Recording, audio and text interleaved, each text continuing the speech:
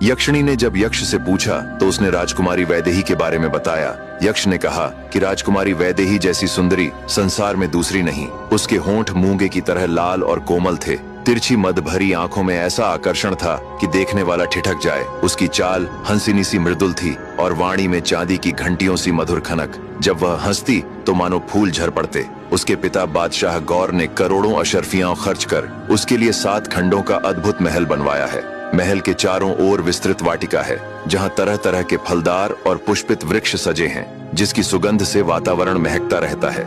ऐसी ऐश्वर्य और रूप की चर्चा सुनकर दूर देशों के राजकुमार विवाह प्रस्ताव लेकर आए, पर शहजादी को विवाह से घोर विरक्ति थी। विवश होकर बादशाह ने घोषणा कर दी कि जो हकीम, ज्योतिषी या तांत्रिक उसे ठीक कर देगा, उसी से उसका विवाह होगा। इतना सुनकर यक्षिणी ने कहा, शायद तुम राजकुमार दक्ष को नहीं देखे हो। उसके जितना सुंदर मैंने आज तक किसी इंसान को नहीं देखा। इसी बात पर यक्ष और यक्षिणी में वाद विवाद छिड़ गया कि कौन अधिक सुंदर है। अंततः उन्होंने निर्णय किया कि दोनों को साथ रखकर तुलना की जाए। तुरंत यक्ष उड़कर वैदेही को उठा लाया और राजकुमार के पास सुला दिया। दोनों गहरी नींद में थे। तभी यक्षिणी खटमल बनकर राजकुमार को काट गई। वह जागा और बगल में सोई वैदेही को देखकर मोहित हो गया। उसे लगा, काश मैंने पहले इसे देखा होता। फिर उसने अपनी हीरे की अंगूठी उतारकर शहजादी को पहना दी और उसकी नीलम की अंगूठी स्वयं पहन ली।